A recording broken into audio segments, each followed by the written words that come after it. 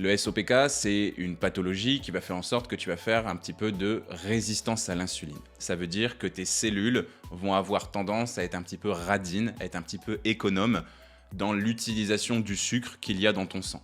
Elles vont moins facilement s'ouvrir, elles vont moins facilement se nourrir de ce sucre.